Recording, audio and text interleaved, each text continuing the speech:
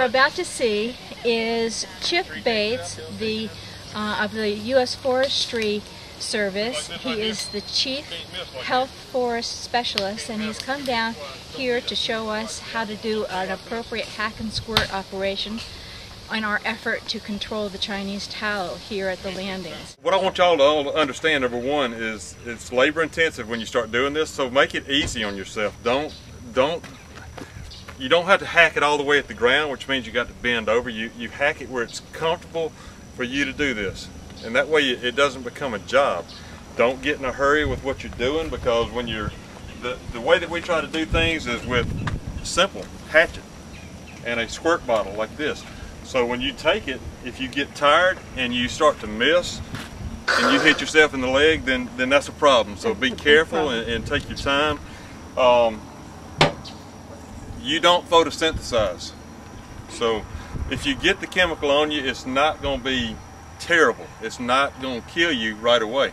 But you want to wipe it off, and you want to wash when you get back to the house and make sure you get it all off of you. The shirt is more for overspray than it is for anything else, so if you spray it in there and it gets on you, it gets on your shirt. So wear you a light shirt, and you need to wear some type of gloves, and usually it's these rubber gloves that are the best, because that keeps the chemical off. If you wear a leather glove like this, which I'll probably have on today, if the chemical gets on, it'll soak in through the glove and it really doesn't do you any good. So honest to goodness, some type of a rubber glove, which is going to be a little more hot, is a good thing to put on, because that keeps the chemical off your body. But if you get it on, it's not going to kill you, okay?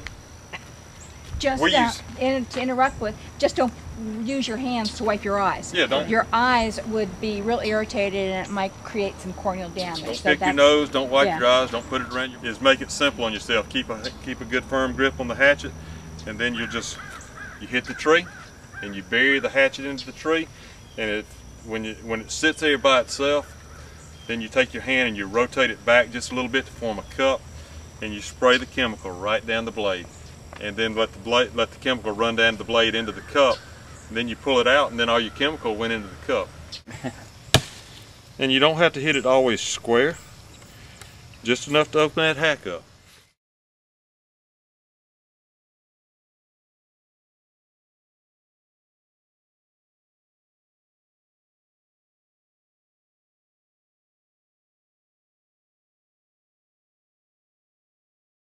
Is one hack for 2 inches of tree. So if you got a 2-inch diameter tree, you really only have to put one hack on it. But if you got a 2-inch diameter tree, I'm going to recommend you hit it on one side, spray it, hit it on the other side, spray it, and you've got 2 hacks. It's not going to, like I said, the hack police are not going to come find you. They're going, if you get 3 hacks on it, it's okay. But when you start getting into a 10 or a 12-inch diameter tree, basically you hit it, spray it in the crack, come around 1.5 inches later, or 1.5 inches around, hit it, spray it in the crack, and you go all the way around the tree doing that until you get back. And the idea is that the chemical goes into the cup, and you fold it up, and then when it starts to bring it down into the roots, which is where you want it, that chemical translocates and goes like this normally, and it'll go down, and that's how you kill the tree. If you have a double trunked tree, you have to get below the hack. And if you can't, you have to do both. You can, or get below where the fork comes together and just go up under it, because it's all going down, and that's what you want to do. But just hit it, squirt it, hit it, squirt it. And what you're going to find is it's kind of a game after a while, because you see how much you've killed. And then, like I say, when we did Skidaway Island State Park, I hacked 1,000 trees that day. But the bottom line is, don't make this work, make it a game.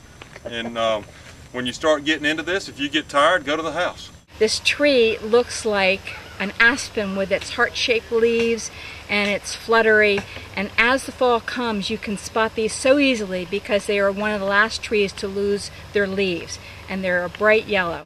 Our mission here is to try to control the Chinese tallow tree so that we can preserve our natural habitat to this particular island.